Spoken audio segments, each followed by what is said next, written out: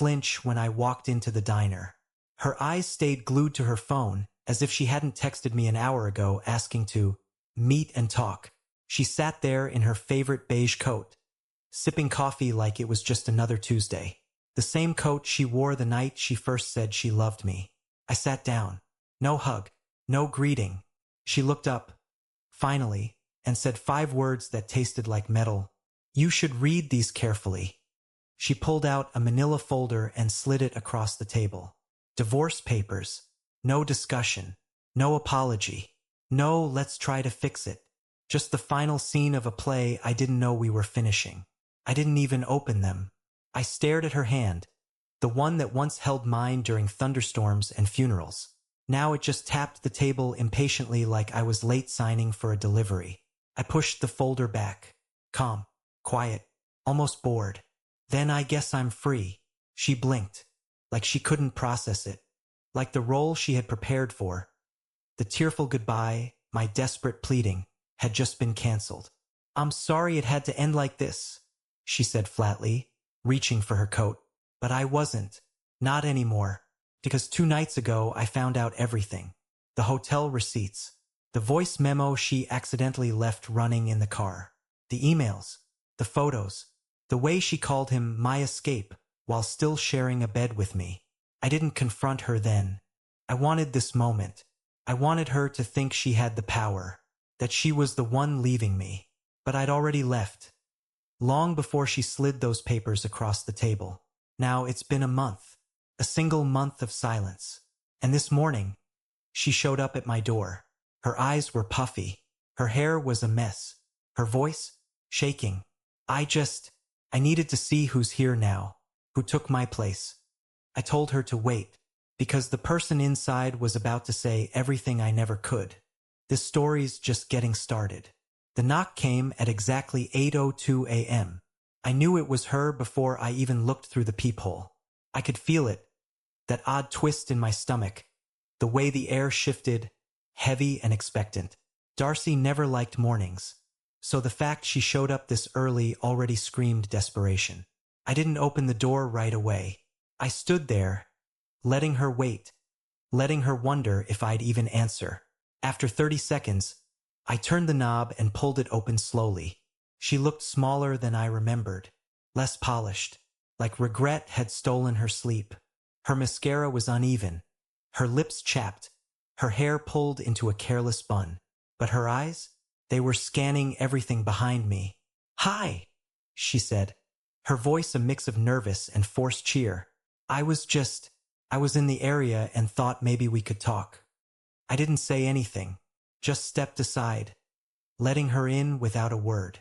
Let her soak in the walls that weren't hers anymore. The scent of fresh coffee, the soft hum of morning music coming from the other room. Her heels clicked nervously against the hardwood as she stepped inside. She looked around like a stranger in her own memories, searching for familiarity and finding none. Her gaze lingered on the couch, the one we used to nap on during lazy Sundays, now covered in a blanket she'd never seen before. "You redecorated," she muttered, more to herself than to me. And then it happened. A soft voice floated in from the kitchen. "Eli, did you want almond milk in your coffee or just cream?" Darcy froze. Her head snapped toward the sound. Her lips parted slightly, but no words came out. A moment later, Mia appeared. Mia, the woman who walked into my life 2 weeks after Darcy walked out of it. Not in some rebound, rushed romance way, but in the kind of slow, accidental way that feels too real to plan. She was kind. She didn't ask too many questions. She let me sit in silence when I needed it and reminded me that silence could be peaceful, not punishing. Mia stepped out, holding 2 mugs, wearing one of my flannels. Her hair was still damp from a shower, her smile warm but confused as she caught Darcy standing like a statue near the living room. "Oh," Mia said softly, "I didn't realize you had company." Darcy's voice came out cracked. Who is she?" I answered flatly, without apology. "This is Mia. She lives here now." The silence that followed could have snapped glass. Darcy looked at me like I had slapped her. Her mouth opened, then shut. Her hands clenched, then relaxed. She tried to smile, but it didn't reach her eyes. I didn't think you'd move on this fast. I gave a bitter chuckle. You didn't think at all. That was kind of the problem. She winced. I just needed some space. I didn't expect that I'd heal. I cut in. That I'd stop waiting at the door like a dog hoping you'd come back? I could see it. The moment the realization hit her that she wasn't here to fix anything. She was here to see if I was broken. And I wasn't. But what she said next, that was the twist I never saw coming. She took a step forward, her eyes now glassy. I made a mistake, Eli. I want to come home. Mia stood there silently, eyes on me, waiting. And me? I didn't say a word, because Darcy wasn't ready for the truth. Not yet. Darcy stood in the middle of my apartment like a ghost who wandered into someone else's life, hoping to reclaim it with nothing but nostalgia and a trembling voice. She said she wanted to come home. She said she made a mistake. Her bottom lip quivered slightly, probably expecting me to melt at the sight of her vulnerability, the same way I always used to. But this time I didn't flinch. I didn't offer her a seat. I didn't even offer her coffee. I just leaned against the doorway, arms crossed, letting the silence press into her like a weight she hadn't prepared to carry. She tried again. I wasn't thinking clearly, Eli. Everything was moving so fast. I felt, I don't know, trapped, lost. I thought I needed space to breathe, but I was wrong. She paused, searching my face for a crack, a reaction, anything. I didn't realize what I had until I walked away from it. I nodded slowly, still saying nothing. Behind me, Mia had stepped back into the kitchen, giving us space but not too far. She didn't slam drawers or stomp around. She wasn't making a scene. She was just present. And her quiet presence was louder than anything Darcy had said. Darcy took a shaky breath. I haven't even spoken to him in weeks. He wasn't what I thought. It was stupid. A fantasy. I was confused. There it was, the excuse. The shifting of blame from betrayal to confusion. As if stumbling into someone else's arms could be chalked up to poor judgment like a bad haircut or a missed appointment. I still didn't speak. I wanted her to keep talking, to keep unraveling. And she did. I came back because I miss you. I miss us. The way you used to laugh at your own jokes before even finishing them. The way you always got nervous ordering food on the phone. Her eyes glistened now. I remember your handwriting. I remember the way you held me when my dad passed. I thought I could replace those things. I really did. But I was wrong. So wrong. I finally exhaled, my voice calm. Do you miss me? Or do you just hate being replaced? That hit harder than I expected. She blinked fast, stunned. What? You had your exit plan mapped out before I even knew we were ending. You wanted the freedom, Darcy. You didn't just walk away, you ran. And now that the fantasy turned out to be a dumpster fire, you're here hoping I'm still sitting in the ashes. She looked stunned, like I'd slapped her with words she hadn't rehearsed for. I didn't think you'd move on so fast, she said again, as if that was a valid argument. I didn't think she'd be living here. I tilted my head slightly. You filed for divorce, not a trial separation. You didn't ask me to wait. You didn't even say goodbye. You just left. So don't act shocked that I didn't press pause on my life for you. She looked toward the couch, maybe expecting to see something familiar, something she could claim. But it wasn't hers anymore. Not the space. Not the version of me that once lived there. Finally, she whispered, So that's it? You're just done? That's when Mia stepped out again. She didn't say anything. She just walked past Darcy, placed a cup of coffee on the table beside me, and lightly touched my arm. The kind of touch that doesn't beg, doesn't prove anything. It just exists in truth. I looked back at Darcy and answered softly. I was done the moment I realized I deserved better. She stared at the coffee, the couch, the hallway, anywhere but my face. And then she nodded once, turned toward the door, and said the most ironic sentence of all. I hope you find someone who actually cares about you. She walked out, and I finally let myself breathe. But what she didn't know was that this wasn't over, because there was still something I hadn't told her.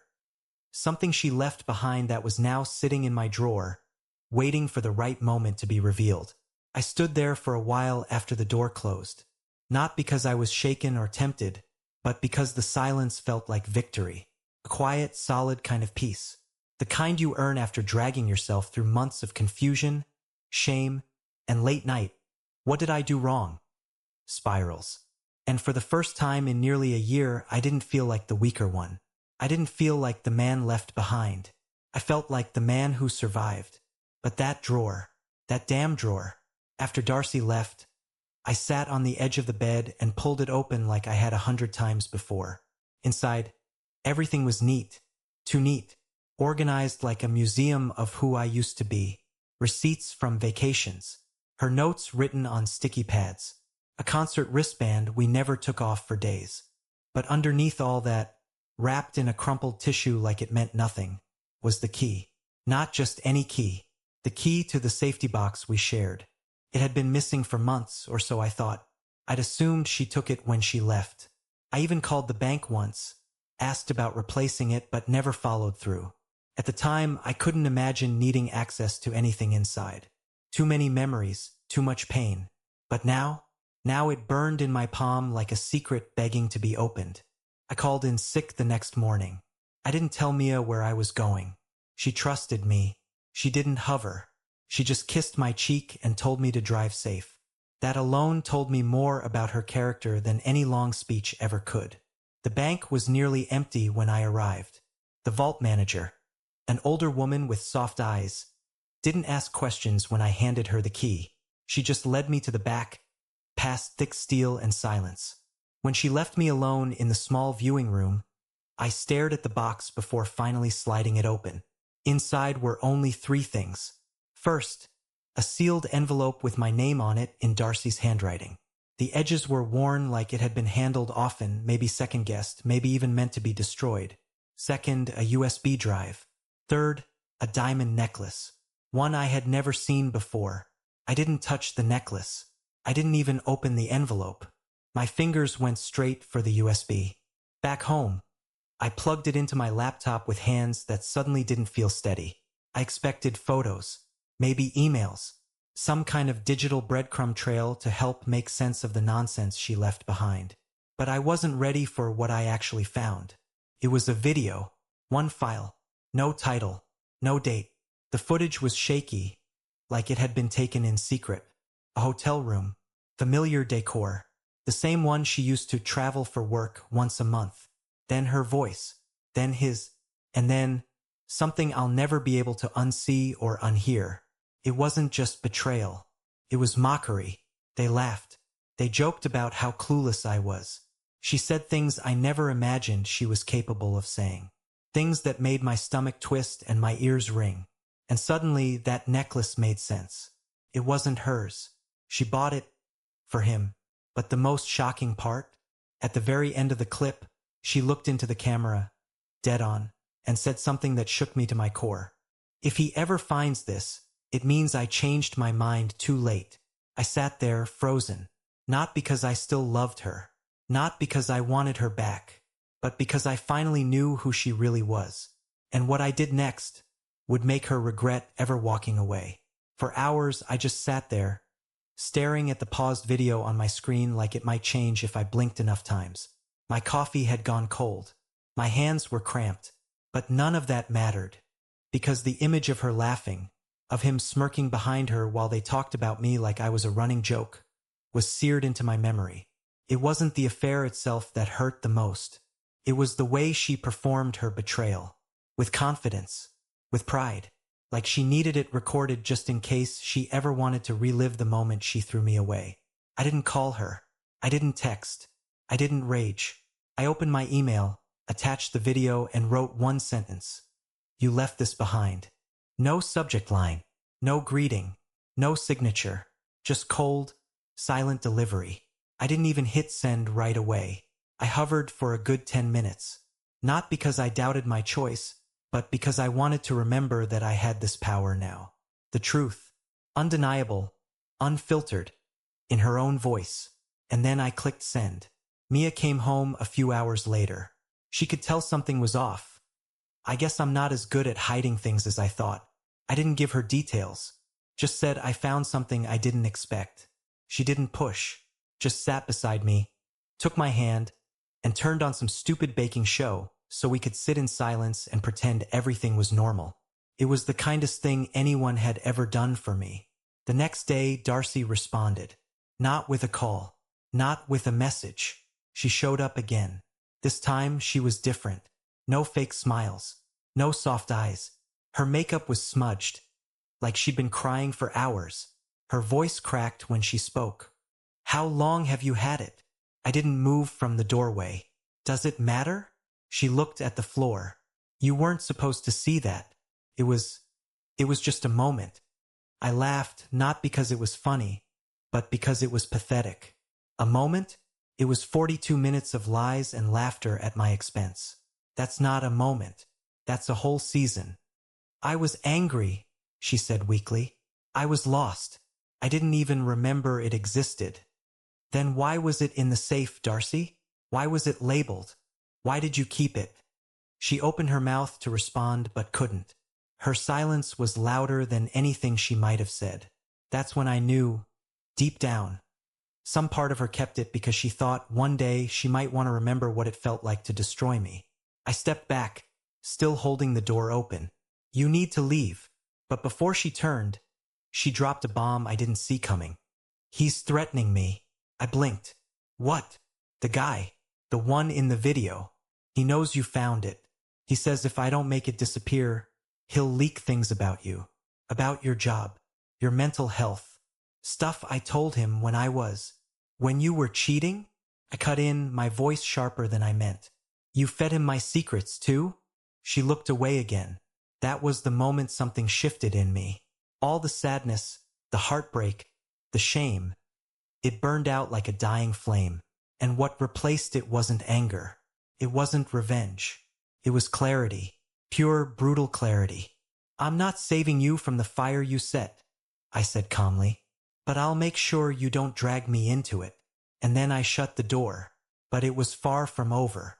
Because that night, I got a call from an unknown number. And when I picked up, the voice on the other end said something that chilled me to the bone. You think you're safe now, Eli? You're not. The voice on the other end was smooth, but not in a charismatic way. It was the kind of smooth that made your skin crawl, like oil spreading across water.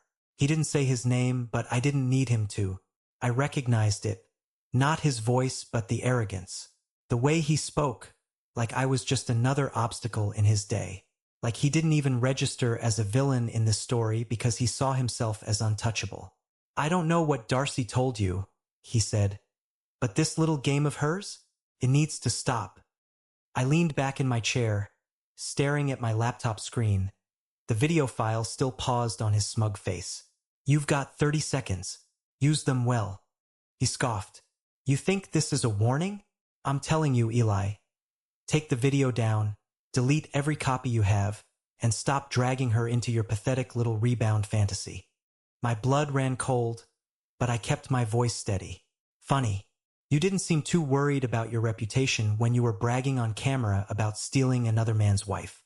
He chuckled like I'd just proven his point. You think people care about stuff like that? Grow up. But you're a liability. Your job's fragile. You work in a regulated industry, don't you? What would happen if your company started getting anonymous tips about your emotional instability? Or maybe screenshots of certain private messages your wife once forwarded?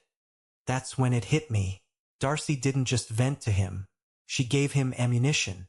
Every time I'd confided in her about my panic attacks, my doubts, my struggles with burnout at work, she had handed it over like gossip to a stranger in bed.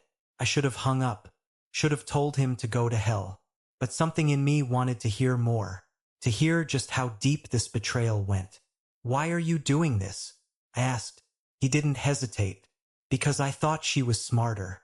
I told her to keep things clean. No messy endings. No guilt trips. She was supposed to be gone and quiet. Not crying at your door and dragging me back into her spiral.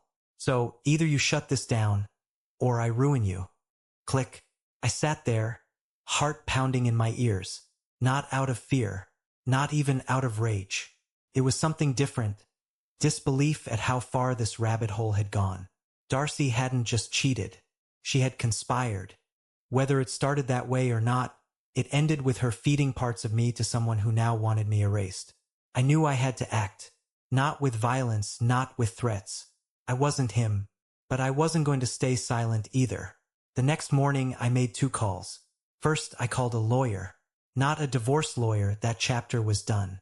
This was someone who specialized in digital harassment and defamation. She listened patiently, took notes, and told me something that stuck. When people show you who they are, don't argue. Just build your case. The second call was harder. I had to tell Mia. We were still new, still careful around each other's scars. But I owed her the truth. I told her about the video, the threats, the call, the man whose voice still echoed in my head like poison. She didn't walk away. Instead, she asked one question. What do you need me to do? And just like that, I realized I had something they didn't. Loyalty that wasn't bought with lies. But before I could move forward, there was one final card I hadn't played yet. The envelope Darcy left in the safety box, the one I hadn't opened. It was time. And inside was something I never expected. I opened the envelope like it might explode.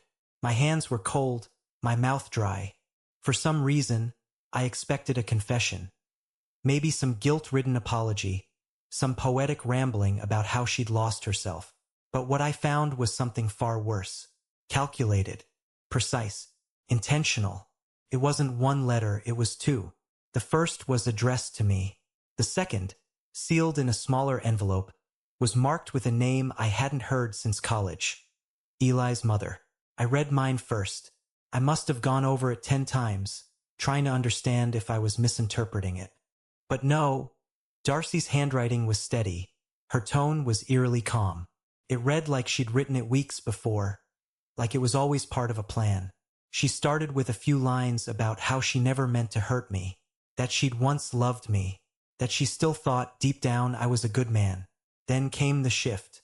But love isn't always enough, Eli. You were predictable, gentle, steady, but that made you boring. You didn't challenge me. You didn't see me anymore, not the way he did.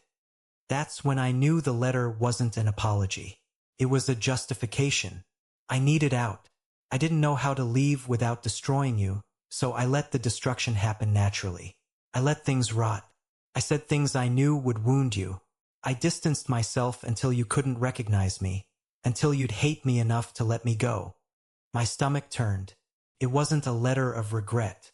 It was a blueprint for escape. She had manufactured the emotional collapse. She made me doubt myself so she wouldn't have to feel guilty. Then the kicker. I only left the video behind because I wanted you to know the full story, in case something went wrong. If you're reading this, I guess it did. And if he came after you, I'm sorry. But you weren't innocent either. You let the silence grow between us. You chose your routines over passion. Your loyalty made you blind. And then the final blow. I'm sorry I couldn't be your forever. Tell your mother thank you for trying to warn me about the life I was walking into. She was right. I wasn't ready for someone like you. I sat frozen for a long time, thinking back to the night before our wedding when my mother pulled me aside, her eyes tight with concern. She's not built for this life, Eli. She wants a story, not a steady hand. I brushed her off then. I thought she just didn't understand Darcy's spirit. Turns out, she understood her perfectly. I opened the second letter next, the one for my mom. My throat clenched halfway through reading it. Darcy had written to her, too. And it wasn't bitter. It was disturbingly respectful, as if she knew the damage she'd done but still needed to say her piece. She admitted she wasn't faithful, that she never fully intended to stay. She even thanked my mom for raising a man good enough to make me feel ashamed. I didn't know what to do with that. That night, I called my mother. I read her the letter, voice trembling. There was a long pause on the line before she said, "You're not the one who failed, Eli. You're the one who lived honestly. That's the difference." I wanted to believe her, but the next morning, I found something that made everything spiral again. Taped to my apartment door was a white envelope. No return address. Inside was a single Polaroid photo of Mia, At the grocery store, taken from a distance. No note, no message, just a photo. Someone wanted me to know they were watching. The photo stayed in my hands longer than I care to admit. I turned it over, half expecting some scribbled message, but there was nothing. Just that eerie silence of a threat with no voice. Mia didn't know yet. She was in the other room, humming while folding laundry, unaware that someone had tried to pierce the peace we'd built from ashes. For a moment, fear crept in. Not for myself, I was used to being targeted emotionally. But Mia, she had nothing to do with the past. She didn't deserve to be pulled into its shadow. I made one more call. Not to the police, not yet. I called the lawyer again, and we discussed how to handle harassment, even veiled threats. She assured me that if anything escalated, we'd take action. But she also said something that stuck. People like that push because they think you'll flinch. Don't give them your fear. That night, I told Mia everything. Showed her the letter, the Polaroid, the video, all of it. I expected her to panic, maybe even walk, but she just sat with it, sat with me. And then she said something I'll never forget. You're not what happened to you. You're what you chose to become after. We decided to move, not because we were scared, but because we were ready. Ready for a new city, a new chapter, a life built without the ghosts of her or him or that poisoned apartment. I deleted the video, not because I forgave Darcy, but because I didn't need to keep it anymore. I had already won, not in a loud, dramatic way, but in the quiet peace of knowing I didn't let their ugliness rot me from the inside. Darcy never showed up again. Maybe she got the message. Maybe she realized her power over me had finally, truly ended. The man from the video never contacted me again either. Maybe he saw that I wasn't playing anymore. Months passed. Mia and I moved into a small house with creaky floors and too much light. We grew a little garden, started burning the pancakes every Sunday morning, and adopted the laziest dog on earth. And for once, I wasn't waiting for the other shoe to drop. I was just living, free, whole. Finally, thanks for staying with me through this story. If you've ever had to rebuild after someone shattered your world, I hope you know it's possible. You're not broken, just wiser. Now tell me in the comments, what moment in this story hit you the hardest? This is Reddit Confessions, where real stories remind us that healing doesn't always roar. Sometimes it whispers. Don't forget to like, subscribe, and share your own story below.